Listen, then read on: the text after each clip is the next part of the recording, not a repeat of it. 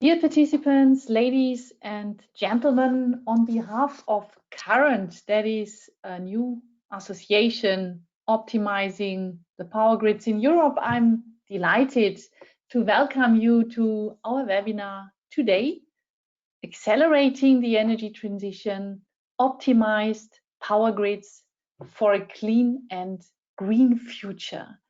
I would like to tell you that this webinar is recorded, and if you have any questions, please put them into the chat. We will have the time in the end to discuss your points. Attendees are also muted, so please use the chat to ask questions. Next slide, please.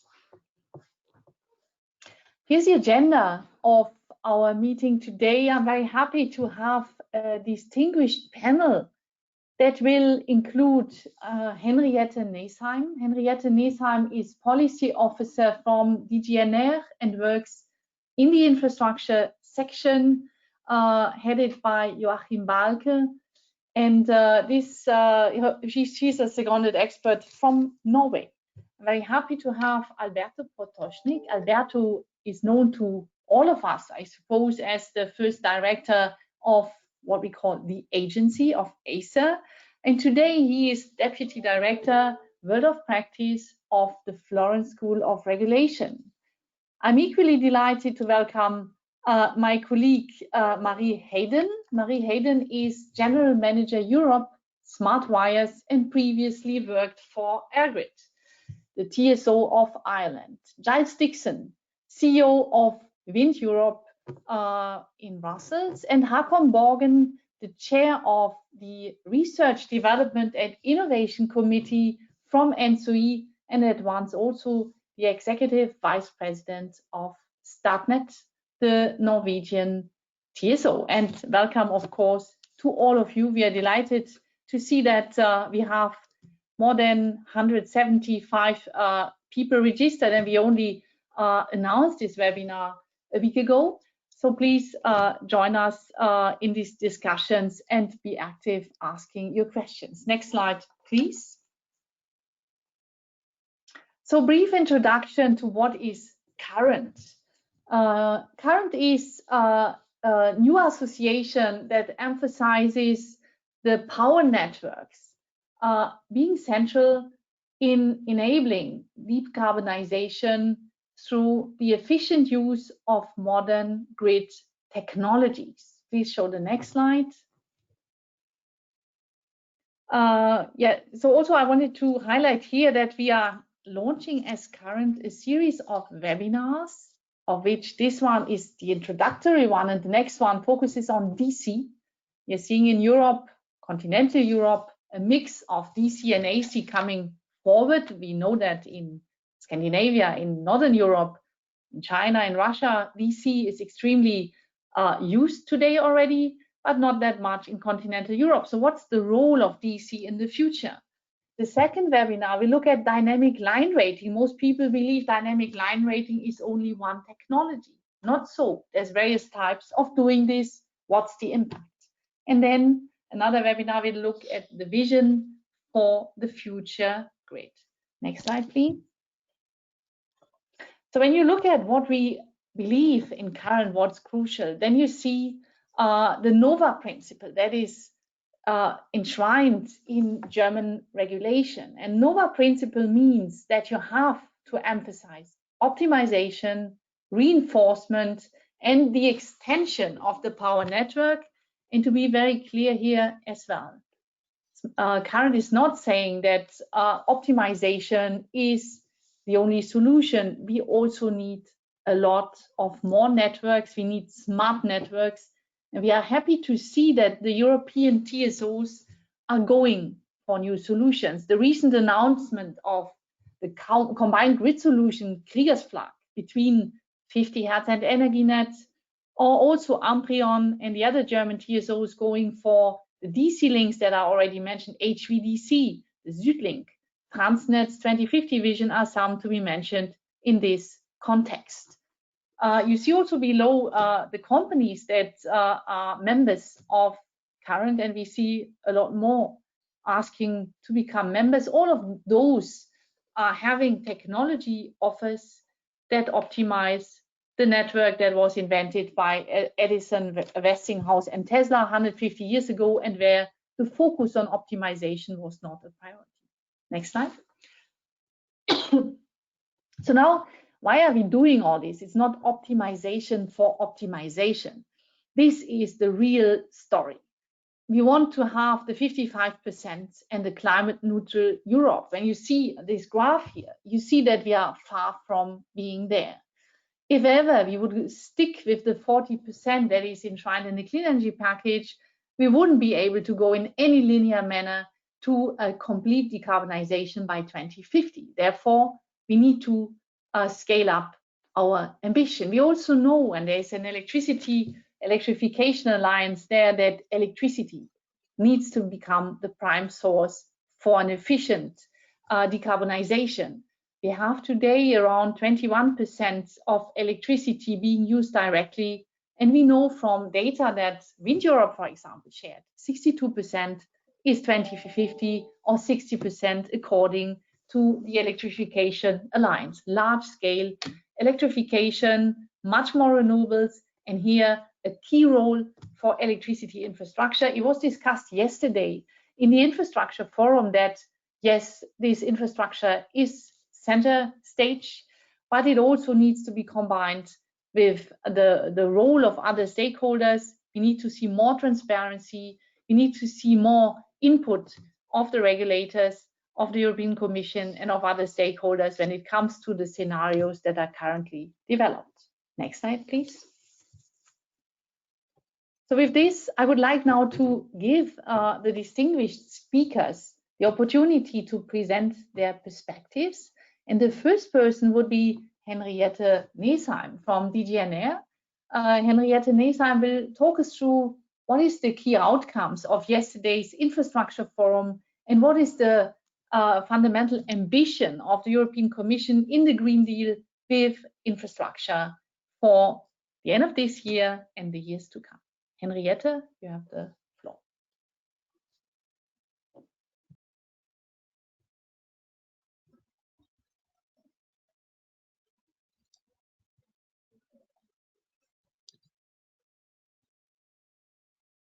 Susanne, Henriette is still trying to join. She's having technical difficulties, so perhaps we could move on to the next and go back. Okay, so sorry for that. We see that Henriette has some technical challenges, and that's why I will now swap directly to our next speaker, and Alberto. Please take the floor. FSR and CSEI, the Copenhagen School of Energy Infrastructure, have done a remarkable paper on the TENI, and you're going to explain to us what your proposals are on updating the trans-European networks in energy. Yes, Susanne, thank you very much. Can you hear me? I guess you can. Yep. Can you hear me? Can you hear me? Perfect. Yes, we can. Yes, okay, Alberto. excellent, excellent. Thank you very much, Susanne. Thank you for your introduction. Yes, indeed, with the Copenhagen School of Energy Infrastructure, we prepared a paper when the Commission went out for consultation early in the year about the revision of the TENI regulation. Clearly, the revision of the TENI regulation is a major piece of trying to face the challenge of the future, the challenge of developing a new concept for the energy system, a concept which can support the move to the 55% reduction in greenhouse gases and also a greater share of renewables. So we didn't look at all aspects of the TENI regulation. We tried to focus on 4 of them. The paper is actually available on the Florence School's website and also on the website of the Copenhagen School. As I said, we focus on four aspects, and I will briefly provide an outline of our proposals. Those who are interested could look at the papers for further details. I'm trying to see if I can move the slides myself. Yep, indeed, even too much. Okay, so everybody knows that, sorry, I'm trying to go back a bit. I should have been wrong. No, I should have known. So with by introducing cross-border cost allocation, the 10-year regulation aimed at removing one of the main barriers to cross-border infrastructure development, which was the uneven distribution of cost and benefit. This is, in our view, is one of the main progress brought about by the 10-year regulation 7 years ago. Now, in this context, it is important to distinguish between the allocation of costs and benefits among the affected member states on the one side and the incentives provided to project promoters on the other side. If there were no financial constraints or affordability issue, any project delivering net positive welfare benefits would have to be developed. This is the usual regulatory test. This assessment is provided by the cost-benefit analysis, and here comes the need to have a proper methodology which can quantify benefits as accurately and comprehensively as possible, given that in most cases investment and operating costs are easier to quantify. At the moment, the cost-benefit analysis methodologies are subject to the approval of the Commission based on a proposal from the answers and an opinion of the agency. Our view is that it is worth considering the transfer of the responsibility to approve this methodology to the agency, given that the agency is a more technical body than the Commission, and there is a lot of technicalities in the methodologies for cost-benefit analysis. It is also important that the cost-benefit analysis is based on robust scenarios, reflecting a shared vision of the future consistent with policy goals, but also recognizing the uncertainty surrounding the future, including on the achievement of these goals. So therefore, going forward, non-network solution will increasingly provide an alternative to the traditional network solution in addressing system needs. Therefore, the TSOs will increasingly compete with other providers in addressing such needs. It is therefore the question should be addressed of whether ENSOs are still sufficiently neutral actors for developing the scenarios for the TUNDP and the PCI selection processes. At the moment, these scenarios are in fact defined by the ENSOs as part of the TUNDP process and subject to an opinion of the agency. It is worth considering transferring the responsibility of to approve these scenarios to the Commission, since at the end of the day, predicting the future is closely linked to the policies and the measures which will be put in place to steer the future. Now, let's go back to the main topic of benefits. The fact that some benefits do not result in monetary flow, for example, environmental benefits or security of supply, should not be a problem in itself as long as they can somehow quantified, possibly in monetary terms, but not necessarily. Regulation, in fact, has been capable to consider this benefit and has considered them, including where quantification is more difficult for a long time. National regulators have approved projects mainly aimed at enhancing security supply where there are no immediate monetary returns. With a proper allocation of cost to reflect benefits, any project which delivers positive net welfare benefits can also be made to deliver a positive net welfare benefit at the level of each affected jurisdiction. Now, this is an important point because in 2015, when the agency issued its recommendation on cost reallocation, recommended that this allocation on cost was only performed to the extent necessary to avoid that an involved jurisdiction faced a negative net welfare benefits. I think there was a good reason at that time to propose this approach at a time when the cross-border cost allocation was first introduced and there was no experience about it. Now, almost 5 years and approximately, I think, 40 CBCA decisions later, I think we can be more ambitious, and it is worth considering whether cost should be allocated in such a way that each involved jurisdiction end up with the same or similar benefit to cost ratio.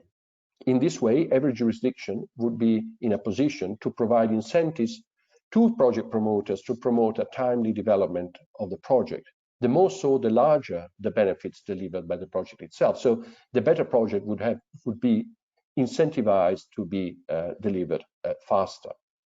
Let me conclude with a few words on Connecting Europe Facility funding.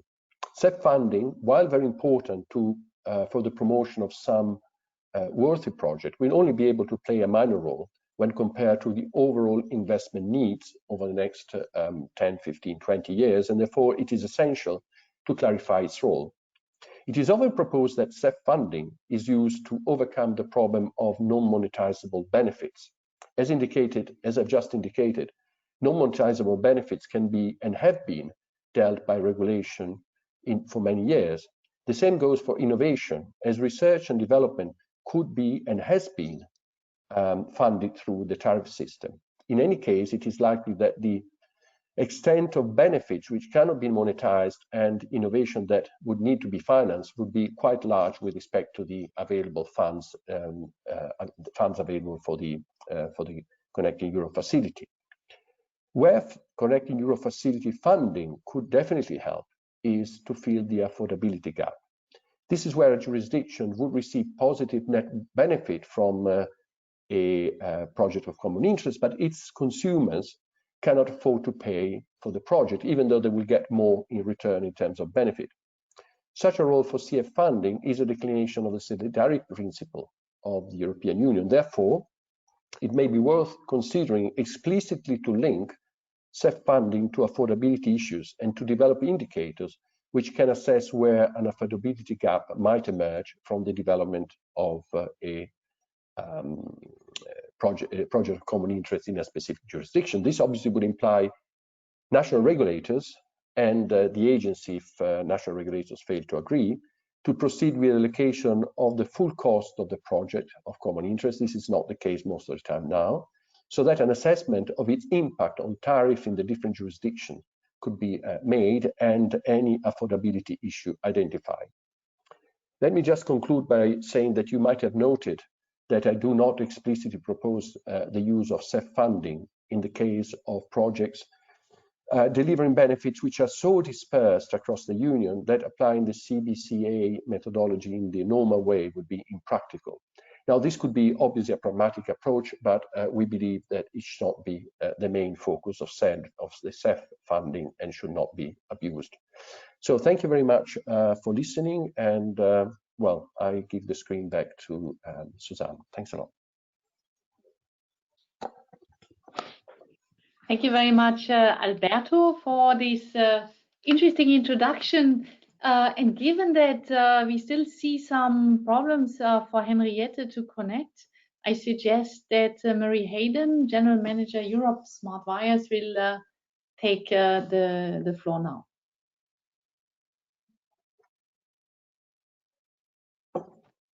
Hi, thanks very much, Susanne. Happy to go ahead now. And we might just move straight through to my first slide, if that's all right, Jenny. Yeah, perfect, thank you. So I'm just going to start with a quick comment on the climate imperative and particularly the remaining carbon budget. So I think we all know that grid congestion is causing curtailment of renewable energy and in many cases slowing down the pace of renewable energy connections to our grids. And that is contributing to us using the remaining carbon budget faster than we would otherwise be doing. And the longer it takes us to address congestion, the worse we're making the problem of tackling climate change. There's a big difference between delivering a solution in 2021 and delivering the same solution in 2029, even though both of these might get us to the 2030 targets. So it is important that we focus on delivering solutions to the short and medium term problems on our grids, as well as focusing on the long term needs. And in the next few slides, I'm just going to talk about some technology solutions that can be delivered quickly and cost effectively to help tackle those issues. So we'll move on. Thanks, Jenny. So there's probably nothing new on this slide at all. I think we all know about the challenges associated with delivering grid infrastructure and operating our grids. In many areas, renewable energy is connecting ahead of the required grid reinforcement, and that is driving up congestion and causing market inefficiencies and additional costs. It has also become a lot harder to predict the future now that both demand and generation are changing a lot in terms of location and behavior. Choosing the right size solution is for a problem that might be 10 or 20 years away and may change a lot in that time. It's very difficult, and it kind of runs the risk of investing in maybe stranded assets or even worse, delivering a project that ends up not actually meeting the need. And of course, we're all very familiar with the issue of public acceptance. And, let's be absolutely clear, the, power systems are the backbone of the energy transition, and we do need new overhead infrastructure to ensure we have a cost-effective, secure energy supply for our consumers. But it's important that we do that in a socially acceptable way. And I think that part of that means, we should be only building what is absolutely necessary, kind of following the NOVA principle that Susanne outlined there at the beginning, to optimize and then reinforce and extend. There are a number of technologies that can help us do that. I'm going to focus today on modular power flow control. I think subsequent future webinars will be talking about some of the other technologies. So we might just move on, Jenny, to the next slide. That's great, thanks, Jenny. So this is a very simplified version of a transmission grid, but what we're trying to represent here is the idea of a meshed transmission system, where there are a lot of lines and cables which connect the generators to the demand and enable us to transfer power from generation sources to demand. Meshed grids are actually often very underutilized, and that's because we end up with weak links on the system that cause bottlenecks in some scenarios.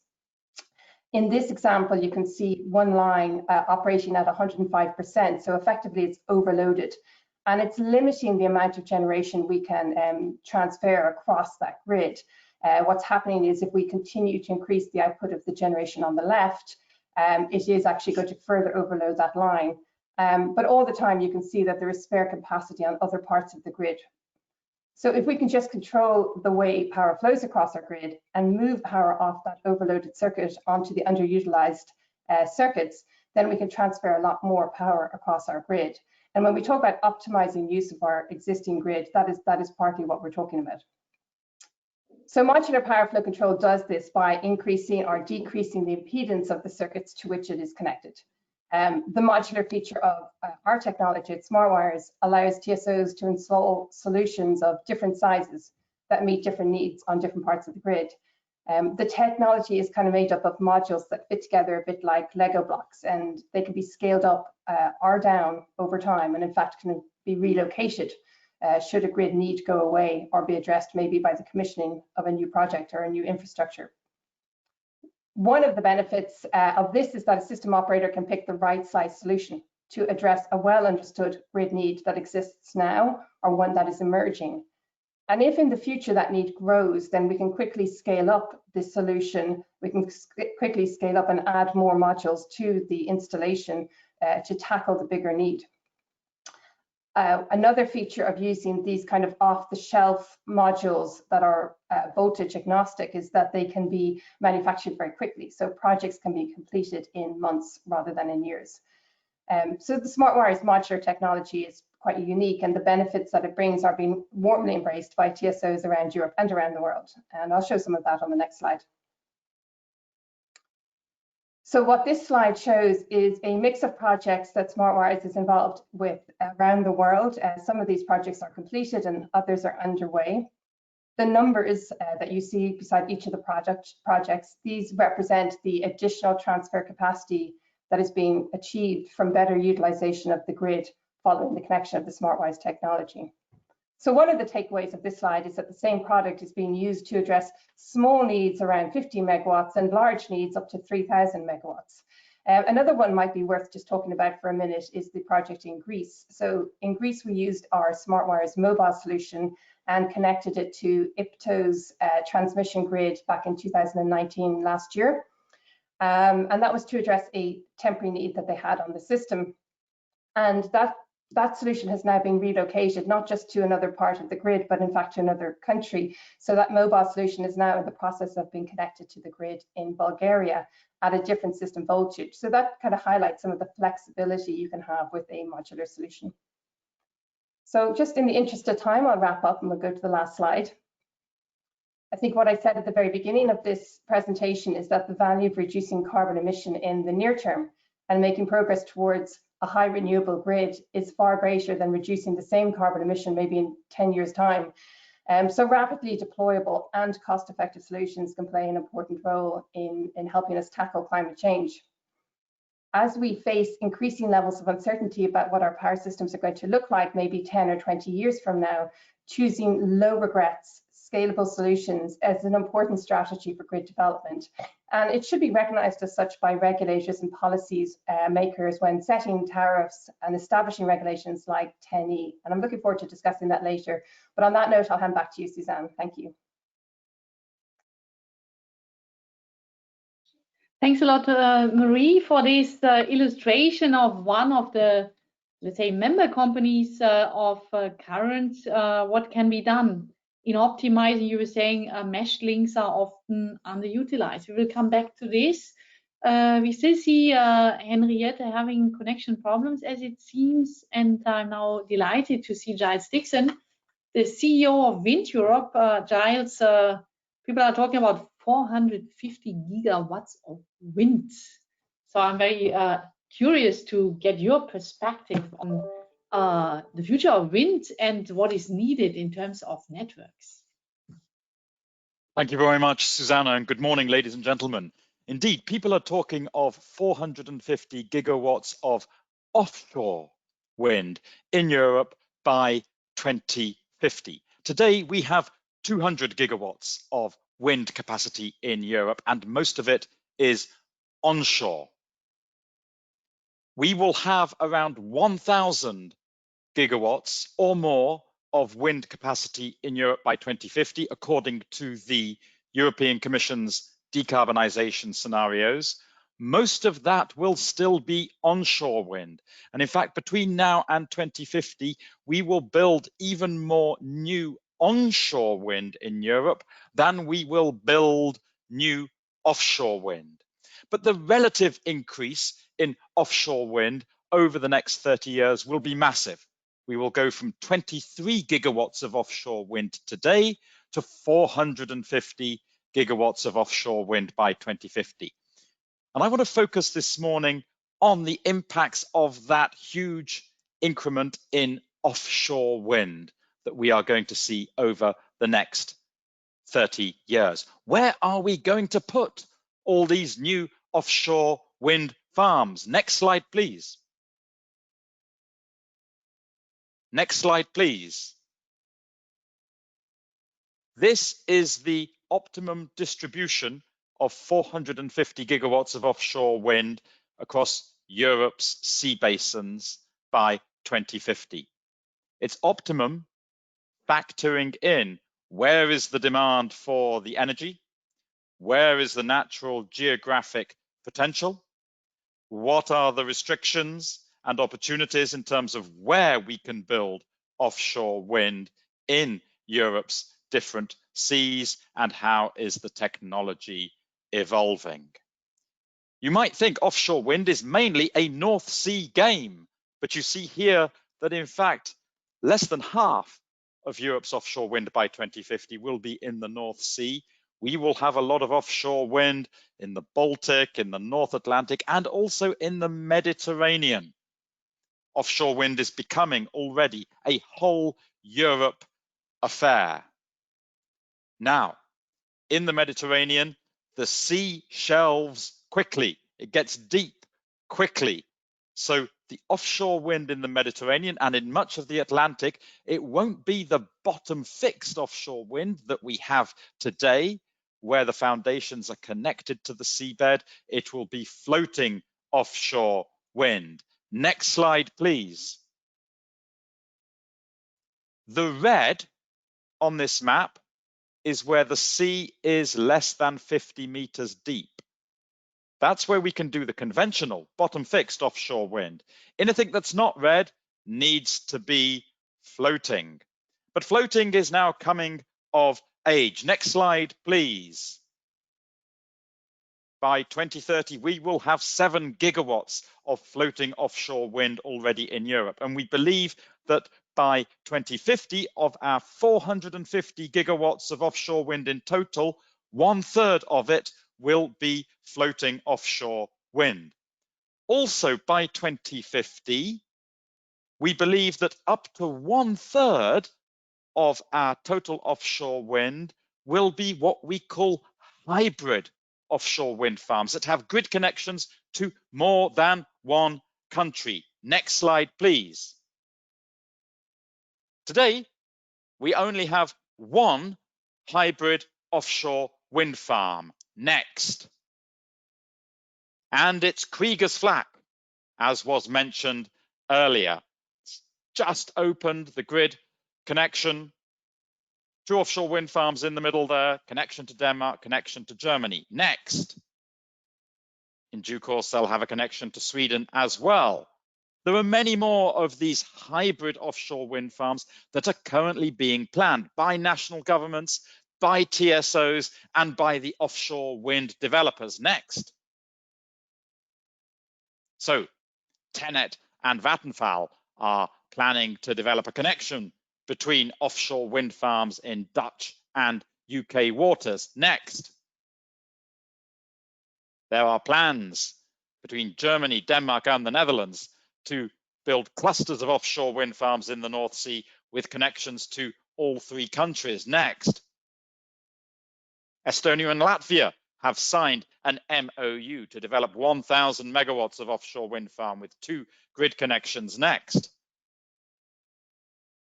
There are plans between Denmark and Poland to build a cluster of offshore wind farms around the island of Bornholm with grid connections to both countries. Next. And the jewel in the crown here is Dogger Bank, right in the middle of the North Sea there, which could have connections to a number of countries. It lies at the point in the middle of the North Sea. It's shallow. You can do bottom fixed offshore wind, and it's where the EEZs of the Netherlands, Germany, Denmark, and the UK all come together. Next slide. I mentioned the Danish-Polish project using the island of Bornholm. It's an interesting one. You develop offshore wind farms close to Bornholm. They'd have AC connections into Bornholm. Then you'd have DC connections from Bornholm to Denmark and to Poland. You could also put electrolyzers on Bornholm and then use gas pipelines to carry renewable hydrogen to the 2 countries. Next slide. TenneT are very interested in this concept of transmitting not only renewable electricity, but also renewable hydrogen from offshore wind farms in the North Sea. This is what they are developing with GasUnie, the Dutch gas TSO. The clusters are artificial islands in the North Sea or platforms where you'd have your substations and maybe electrolyzers as well, with surrounding offshore wind farms having AC connections into those islands and platforms. And the blue lines are the electricity connections. The yellow lines are hydrogen pipelines. And of course, in the North Sea, there are many existing gas pipelines which could be converted here. Next and final slide, please. A key technology issue to the development of these hybrid offshore wind farms with connections to more than one country is making sure that the HVDC platforms and technologies of the 3 manufacturers, Hitachi ABB, Siemens Energy, and GE, are fully interoperable. And we're working very closely with ENSO-E, with T&D Europe and the European Commission on a very large demonstration project to help make that happen. Now you can see huge expansion of offshore wind, huge investments in offshore wind grids are needed, which makes it all the more important to optimize our existing grid capacities, to optimize the offshore grid capacities that we have and we're going to be building in order to minimize the costs of the investments, but also to optimize our onshore grid capacities. We're going to need to reinforce the onshore grids in order to accommodate the huge increase in electricity that's coming from offshore. Now, you apply the NOVA principle. Before you reinforce, you optimize. So optimization of onshore grids is so important for the integration of offshore wind. The clean energy package itself makes it all the more important to optimize existing grid capacities onshore and offshore, because there's no more priority dispatch for renewables. There are limits on curtailment. That just increases the case for optimization. As Marie has shown us, the technology exists. It just needs to be deployed. How do we get it deployed? 5 quick recommendations to close. Number 1, we need to incentivize TOTEX, saving investments, move away from CapEx only investments. That means changing the business models for TSOs so that their revenue base doesn't just come from their CapEx investments, it can come from all of their investments. Second, the system planning needs to reflect this. It needs to be continuous, open, and flexible. Third, we need to integrate grid optimization in all of our system planning. Fourth, the revision of the 10E regulation needs to give better opportunities for smart grid, PCIs, clear drivers to maximize internal grids within countries when designing new PCIs. And finally, we need to apply the smart grid indicators that are now provided for in the Electricity Directive. Thank you.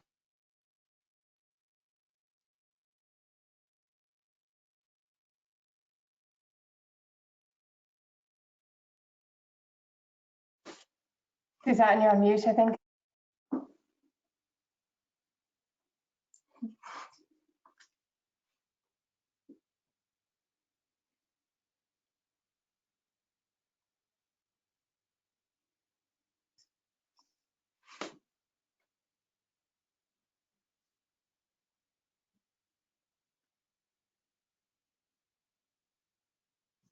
Can anybody hear Susanne? No, I was going to not.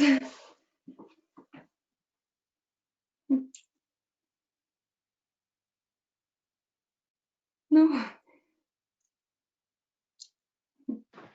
Okay. Okay. Susanne? Sorry. Yeah, there was some problem with me being muted now. Sorry for that. No, I was just saying it's always impressive to hear these numbers, 450 gigawatts of offshore wind by 2050.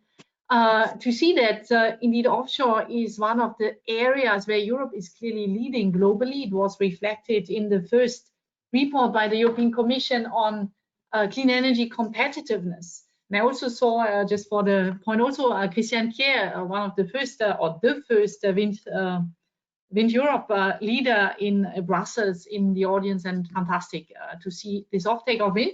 We'll come back to this, and I'm happy to see now Henriette Niesheim that could connect. It seems there was some issues with the blocking of the system. So Henriette, thanks for joining us, and you have the floor now. Give us the perspective of DG Energy. Yes, thank you very much. Just to confirm that we take cybersecurity very seriously in the European Commission. So thank you very much, and good morning to all of you. I'm stepping in for Joachim Balke to give you an update on the revision of the 10E regulation. Next slide, please. So what are we revising? The current 10E regulation was adopted in 2013, and up to then, grid development in Europe was very much with a national focus, and the cross-border grids development went way too slow. So that's why this system was established to have a cross-border infrastructure approach, where you chose and selected this project of common interest. This is established on with a very specialized system, a procedure, and every 2 years this list is updated. And the main focus is on cross-border electricity and gas networks. And this is developed in different priority corridors, because different parts of Europe have different challenges and different goals and ambitions for their development. But the list also covers 2 thematic areas. One is smart electricity grids, and the other is CO2 networks, which is the the part of CCS, which is the infrastructure. And the TNE up to now has been very successful in achieving the ambitions at the time, which was to improve the security of supply situation in Europe and to remove energy isolation and to overall improve interconnectivity. And a few facts. Can you have the next slide, please? Yeah, so this is the current list of projects of common interest. And as you see, there is 106 electricity and smart grid projects. The electricity projects are on a TSO level on the transmission grids, but smart grids can involve both DSOs and TSOs. There are also 32 gas projects, 6 oil projects, and 5 cross-border carbon dioxide network projects. And in the period from 2013, they have completed 30 key infrastructure projects in Europe, and by 2022, 75 key projects are expected to be finished. And one of the main advantages about being a project of common interest, okay, that you get the acknowledgement that this is a very important project. You also have easier permitting procedures, and it's also this that you have access on certain circumstances to the Connecting Europe facility, the CEF funding. Can you please have the next slide? Yeah, and the CEF energy is of course main driver also to become, for the applicants to become a PCI. And here you see how it's been distributed and allocated over the years. Overall, it has been allocated 4.7 billion euros through the CEF facility. And you can have grants both for studies and for works. And as you know, full-scale energy infrastructure is very expensive. So of course, each action for work is quite considerable amounts provided. So as you see, the majority of the grants is allocated to electricity grids, and we see an increasing number of smart grids, but it's still marginal compared to the others. Next slide, please. And so now we are revising the 10E, and the situation today is a little bit evolving since 2013. And overall, I think that the transition, the energy transition and so on was much less prominent at the time. At the time, it was more about security of supply, which is of course still very important, but this delivering the Green Deal, this is more new part of the revision. The revised 10E will be proposed as a legislative proposal by the end of the year. And then an important goal is to both contribute to the economic recovery. Of course, infrastructure is always very important when it comes to recovery, but also to achieve the climate neutrality.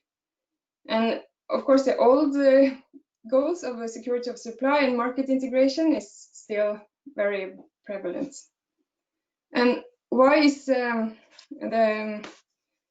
Green Deal so important? What has that got to do with infrastructure? And of course, we just heard Giles Dixon talk about large upscale of offshore wind. And of course, you can, if you install a big wind park offshore, it has not so much economic value before it's connected to the electricity system and to have grids.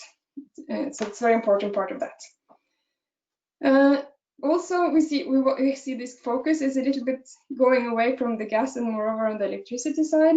This is also a requirement from the society. And we also think that in the revision, it's important to go more into the technological development that's happening also on the grid side, but also like you have the more smart grids, but also the more power to X hydrogen networks, and to integrate the systems more. And also to have more sector integration. And some of the revision is also about what we will have seen, what is the experience so far with the PCI selection process. Is there something we can do with the permitting, public consultation, and so on?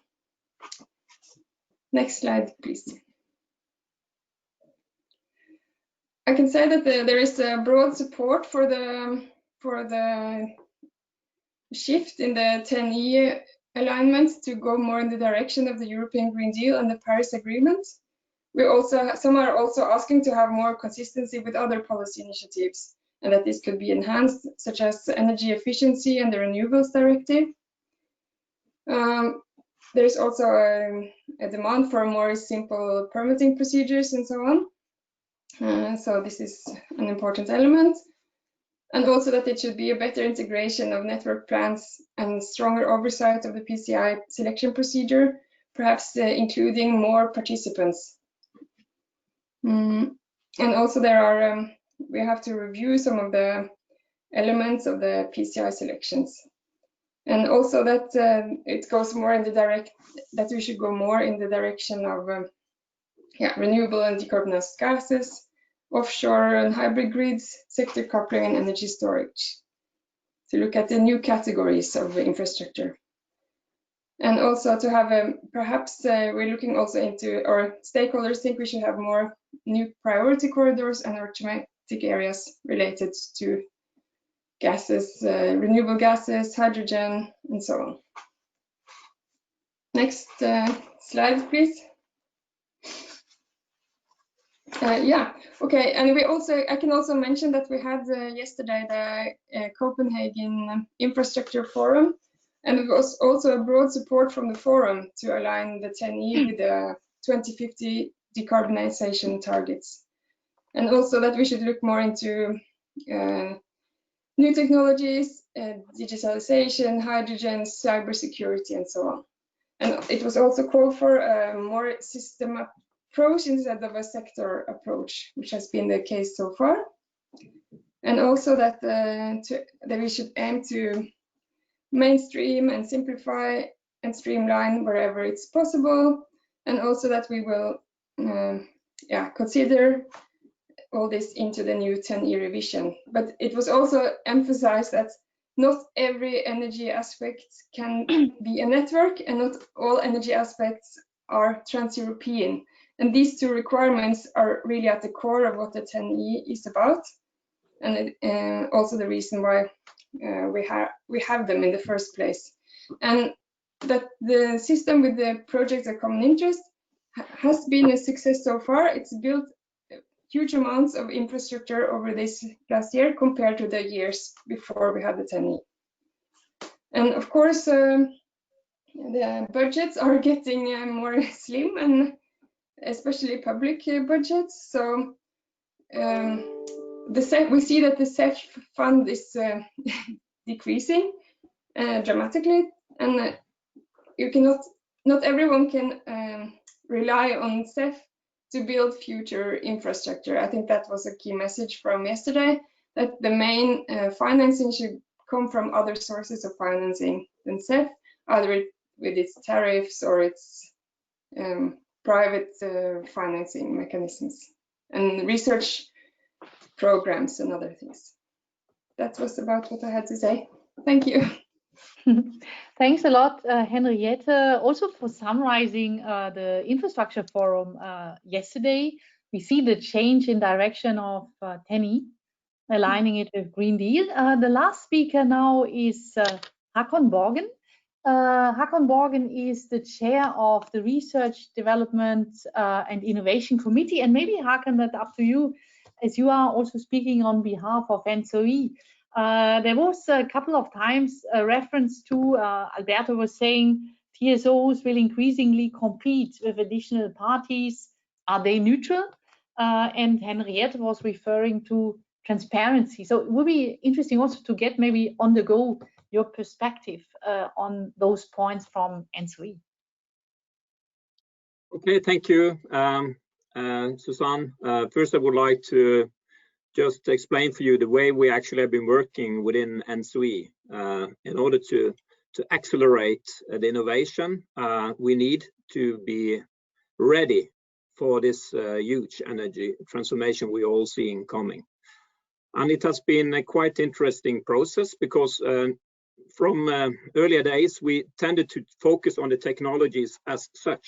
And then we have a long range of technologies. And we would like to see technologies going down the road in order to deliver something.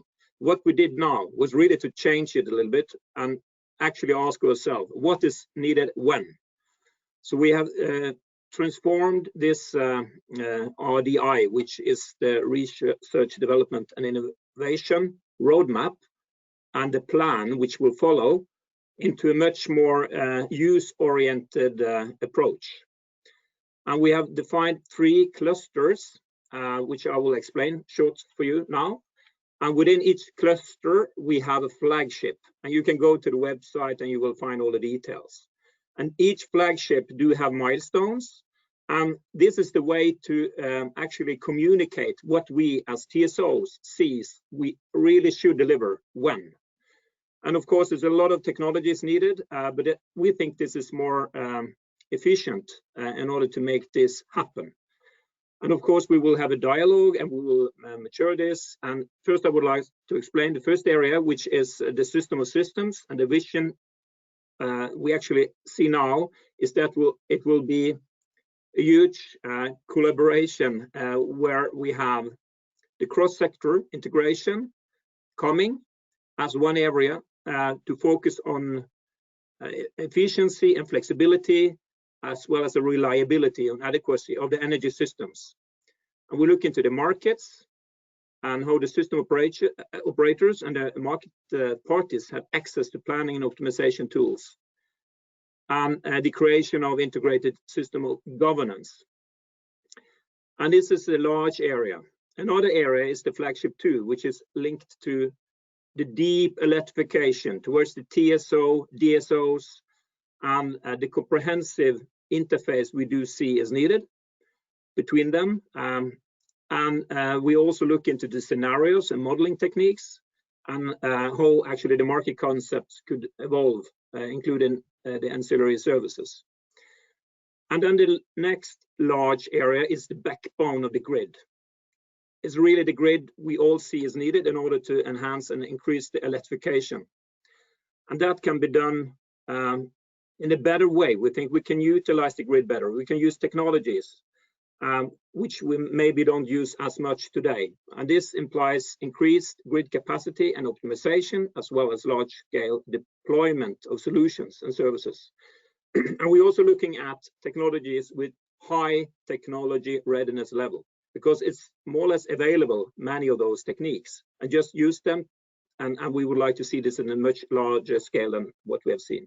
And here we also have a flagship, which is called Enhanced Grid Use and Development for a Pan-European Market. And we also have details around that, and you can dig in and see on the website. And the third area is that really the digitalization we see, the cyber physical grid, where we merge the copper and the data. So we call it the cyber physical system. And we have numerous of flagships here, 3 actually. First one is dealing with the offshore development and the large offshore wind coming in. And we do see the need here to have a ramp up of the technology development, where we also would like to see pilots, as also explained earlier today, and how this can be done in a way where it's interoperable, both on the hardware and software side, but also on the large scale, how you can actually build it. And that's a very, very important agenda, that the TSOs together with the industry can cooperate. And then a 5th flagship is dealing with how this can be taken into the grid, because we see a merger of HVDCs and AC. And this has to be done in another way, because DC, as it has been used, has been a kind of an end-to-end link. And starting talking for myself, we are now building 2 huge, large interconnectors, one to Germany and one to the UK. It's more than 2,400 kilometers of cable, but it's locked into a channel between one vendor on the converter side, and that's it. And how can we make this into a grid, which is interoperable also on land? And that is calling for a lot of activities, which we are doing now together with the T&D Europe and and also other players, and that's a very key and important activity, looking into the hybrid AC and DC. And then the sixth area is the flagship, dealing with the control of the whole thing, the control centers, and how the TSOs can operate this, where it will be more and more digital because of the renewables will actually call for more digitalizations. And there we also see on areas which is critical for the TSOs to deliver. So all in all, this will lead us to a much more use-oriented approach to deliver what is needed within 2030, but also beyond, of course, to 2040, 2050. And regulation is key, and I think also uptake of the risk is important, how you can develop a good regulation to take down the risk seen from the TSOs. And the achievement and the cooperation, as this webinar is showing, is also a very, very important statement. We cannot do this alone. And in the end, we shouldn't forget why we're here. We are here for the customers. And we need to take down the cost, and we need to really work together in order to deliver that. Thank you. Thanks a lot, Håkon, and thanks to all the speakers for having been very disciplined in the time management. What I found also impressive in your statement, Håkon, yeah, while you are underlining the need for regulation to be innovative as well, we know from the pilots that the TSOs are doing, that you're also doing things on a voluntary basis and not waiting for regulation to be fit for purpose. Nevertheless, of course, there is a need for pushing further. Giles was mentioning this capex bias, and certainly there's a need to go for a different approach. We have been recommending as current to go for an output-based approach and disregard this capex, opex, totex type question. Yeah. So now we have time for questions, and before I'm going for a poll with the audience, I would like to take one question first, and that is the question of Michael Mieszański. Michael Mieszański works for Transnet BW, and he was asking the question if we know if TSOs and DSOs in Europe are already using optimization technologies. Yeah, and maybe as now the board chair of Current, I'm giving a kind of summary perspective on this, and then hand over to Marie Hayden to bring the smart wires perspective into this. Yeah. So the answer to this question would be that the potential of optimization is totally underused, and you also see it in say the use of existing lines today in Europe. The reason for this being underused is that certainly the need for using it more wasn't as important as it is today, and also that regulation hasn't been sufficiently enhancing this. I give you one example. In TenneT Netherlands, the TSO TenneT is asked to diminish the cost of congestion and redispatch by 10%. And this, of course, leads to action on the TSO side. It is different, for example, in my home country, in Germany, where those costs are not taken up today by the TSOs. Not everything is cost, but there is some elements of truth in this. Marie, what is the situation for smart wires in Europe?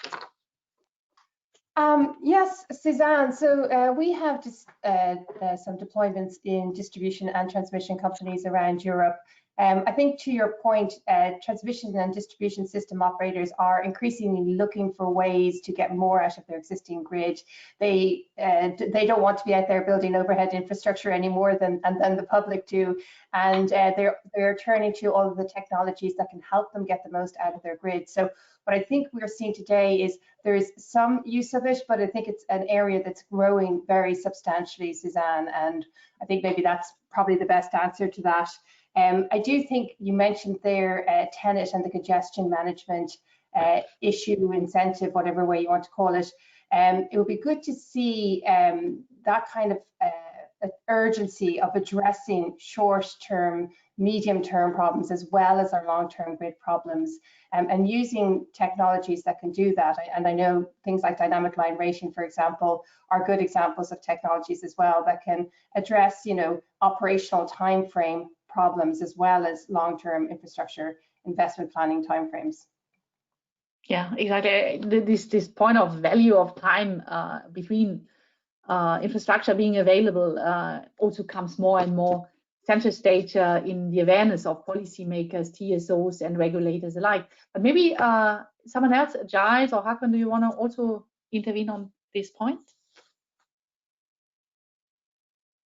Giles? Well, I think, yeah, it's fair to say that the grid is a scarce resource.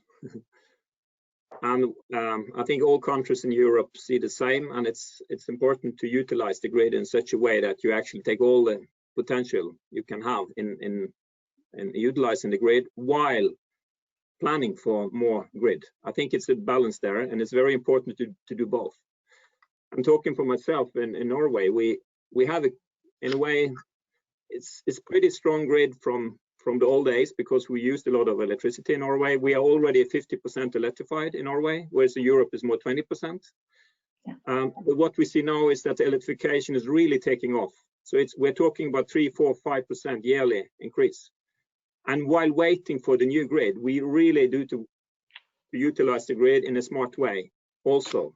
So I think that perspective is as important as talking about utilization as such. And then we should actually, as I talked about the flagship 3, try really to come up with all the solutions we can have in order to deliver that, and also in the pan-European scale. Thanks a lot.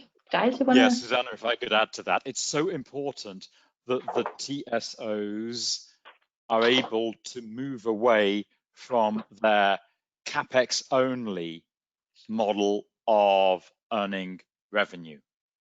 So they earn revenue in most countries only linked to the capex investments that they make.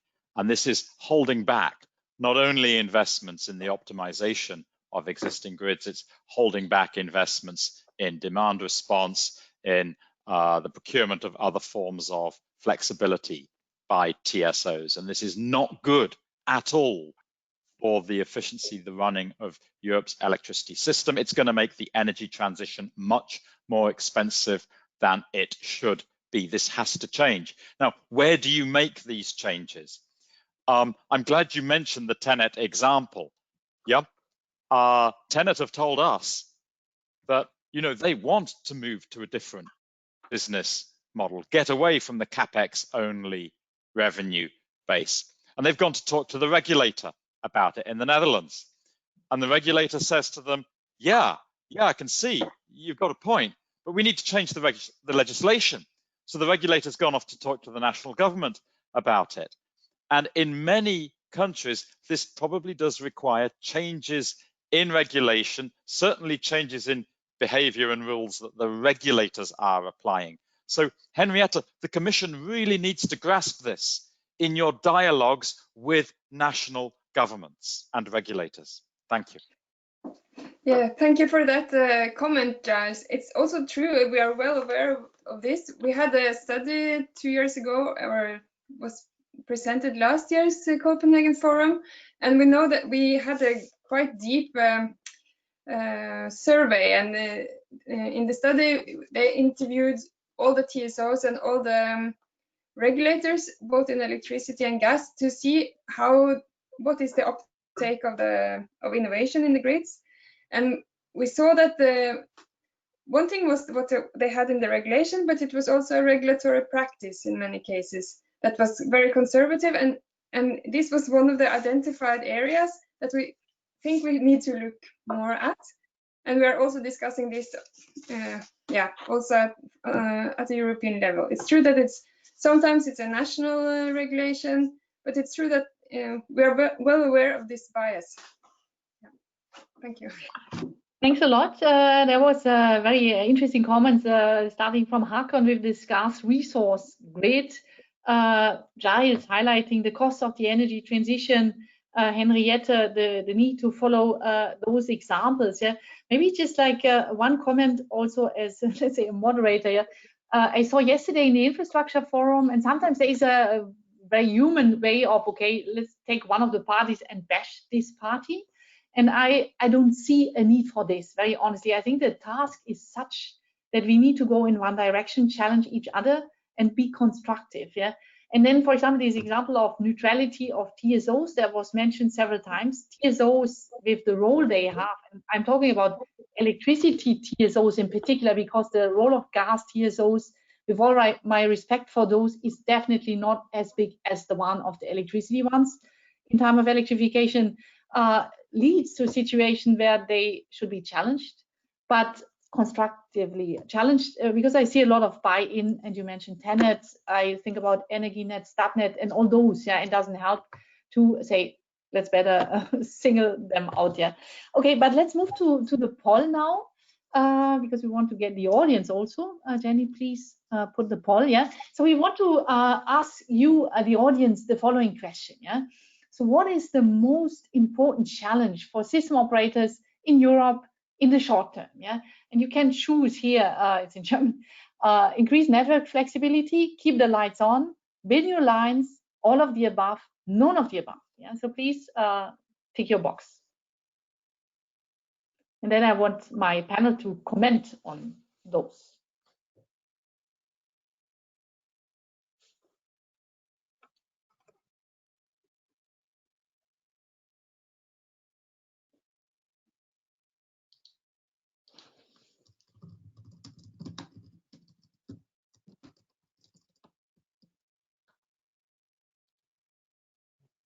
Okay, Jenny, can we see the results? Okay, interesting.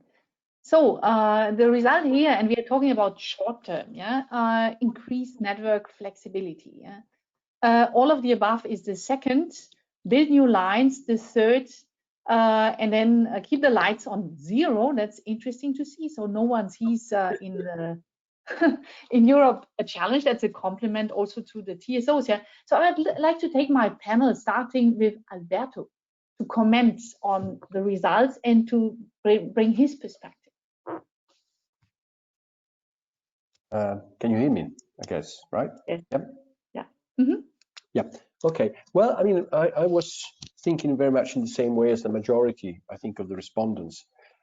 This is actually, if we're talking about challenges, I believe we are talking about something that TSOs might not have done that much, or might not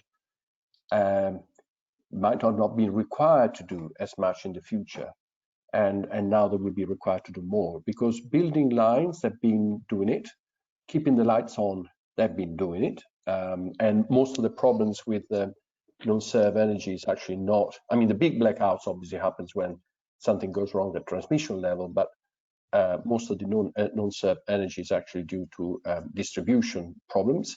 So if we look at the change in perspective or paradigm, I guess flexibility is the main challenge. So you know, I interpreted the question that way, and it's not just a matter for TSOs, it's also a matter for DSOs, it's a matter for market design, it's a matter for consumer engagement, not just involvement, engagement, is a matter for energy service companies, aggregators, to also harness the contribution of small consumers. We have problems with the attitude, behavior of consumers. So I mean, it's a big challenge, but you know, I don't think we will be able to bring the kind of renewable energies that we've been discussing, you know, just now, you know, 450 gigawatt from wind from offshore, if we don't have a more flexible system, and TSOs will play a key role in making this possible.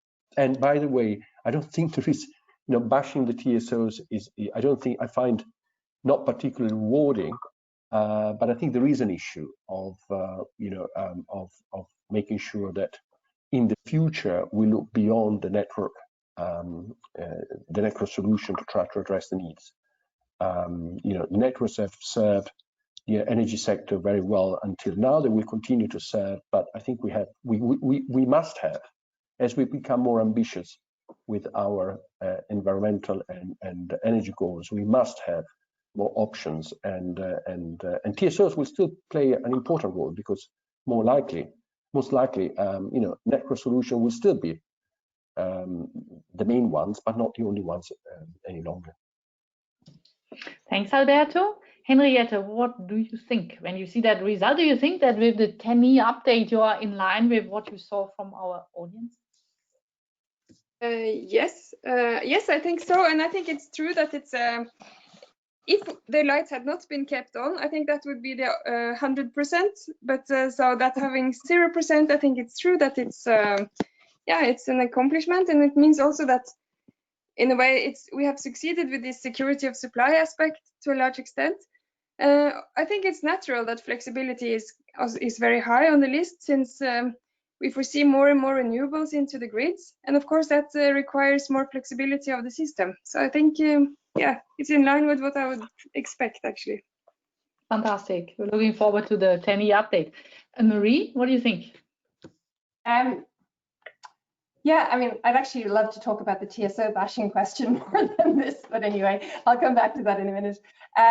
Yeah, I think all of the above was a key thing there. I mean, I think a lot of people understand the importance of keeping the lights on, and I think people who voted all of the above were expressing that as well. So I don't think we should interpret these results to think people don't think that that's important. I think flexibility, the need for flexibility on the system, but also designing the future electricity market and designing the TSO-DSO interface and designing our grids to cope with that, to both acquire and then manage that level of flexibility. I think that thinking has to go on a lot in the next couple of years if we're going to hit the 2030 and 2050 targets. And I think that's a huge challenge. And I think also, you know, in this COVID time, we don't really know how long we're going to be operating in such restricted circumstances. And I mean, it's the electricity system powers on and continues, but it does impact other things like, you know, even we find like recruitment, it can be harder to acquire the skilled engineers and competencies that are required for this type of work, and people are less likely to change roles during these periods of uncertainty. So I think that's also a challenge. A skills shortage challenge is also something that wasn't on the list, but I think it's something that may become an issue. But I'd love to get back to the TSO bashing question later, because I don't agree with it, by the way. We don't have time for later. I have 2 minutes left, yeah. And as we had a couple of other questions that we couldn't address, I would like to ask to Giles and Hakon another question, and would be pleased to get your perspective here. Maybe Alberto in the very end on the same one, yeah. And this is about the 70% minimum, yeah, that is part of the clean energy package, yeah. So how do you see the link between this requirement and the opportunities that are in flexibility and optimization? Hakon, to start. Well, I think, as I said, I think to utilize the resource we have in the grid in such a way that we actually can deliver the energy to the customer is a key point. And the 70% is the reason why it's there. So we need also to cope with the security of supply. But in order to really deliver this in the next coming 5, 6, 7, 8, 10 years, I do think that we have to combine the technology development and the take-up of innovation to actually manage to also increase what the grid can actually deliver. Because it's there, and as also explained, the flexibility, I just have to say one thing into that direction, because the future generation will be intermittent. So we need a new energy system where we actually do the opposite of what we have done so far. Actually, we have to have a situation where the demand is following the production. And that's a big one, because then you need a large flexibility base to deliver that. Of course, the light should be there, but you need to actually design this system in such a way that you actually can deliver that for the customers in such a way that the future energy system do play on this flexibility, which need to be huge in order to deliver. It will be weeks when it's not blowing, and how to cope with that. Of course, then you need flexibility. Thanks a lot, Hakon. Giles, what's your perspective? I need to also say, I think that the word intermittent needs to be replaced by variable. Absolutely, yes, it's variable renewable electricity. Yeah, and it's becoming ever less variable as the capacity factors rise. For onshore wind, the capacity factors are now consistently above 30%. For new offshore wind, it's 50%. 50%, yeah, which makes it easier and easier to integrate variable renewables in the system. Now, I understand why a majority of the audience think we should prioritize investments in flexibility. Yes, we need them and we need them now, but we also need to continue investing and in fact to invest more in new lines. We need to connect the growing number of renewables to the grid. We need to expand our interconnectors. We are not on track to meet the 15% target for interconnector capacity by 2030 as things stand. We need to keep investing in in-country grids, those north-south connections, not just in Germany, but also in Poland and other countries. Germany has a goal alone of 7,700 kilometers of new transmission lines by 2030. They're actually doing much better than a lot of people think. They have already built, or they are building, or have already permitted over 2,000 kilometers of that. They are on track, but they've got a lot more that they still need to build. Henrietta, I have unfortunately heard some of your colleagues in the European Commission say, even at public events, that it's not just difficult, but it's impossible to build new transmission lines in Western Europe. That is not true. Germany is doing it, and it needs to keep doing it, and the Commission needs to be supporting this. Thank you. Thanks a lot. A little bit over time, but I see that our audience is staying here a bit like in football, yeah, when you have these extra minutes. So we will finish in 2 minutes, but I would like to give the last word to Alberto for obvious reasons on the 70% question. Alberto, what is your perspective now from your new role on 70% and how optimization can enhance the delivery of this? Thank you, Susanne. I'm not sure I need to have the last word, but anyway, I see two dimensions here on the relationship between the 70% requirement and flexibility optimization, however you want to call it. The first one is that I'm not an engineer, so I won't be technical, but I believe we can all agree that pooling resources together makes achieving the required flexibility easier. So it is essential that borders remain, cross-border infrastructure remains available to the maximum extent possible in order to pool the resources of different control zones together. So that's the easy part of the answer. The other part of the answer, I think, is a bit more complex. I think what we need in the future is the best possible geographical configuration to deal with the challenges, to deal with the optimization of the system, reflecting the real topology of the network. We need to be able to use markets as much as possible to bring the renewables in. So we need to have the best possible configuration. The 70% is providing incentives to those in the decision-making process to make sure that the geographical configuration of the market is the optimal one. We see the cost of redispatching at the moment spiraling in a number of jurisdictions just because probably we're not yet there. So as I said, I think there are two dimensions in which the 70% will hopefully help. Will not be the decisive aspect, but will definitely help significantly in meeting the challenges.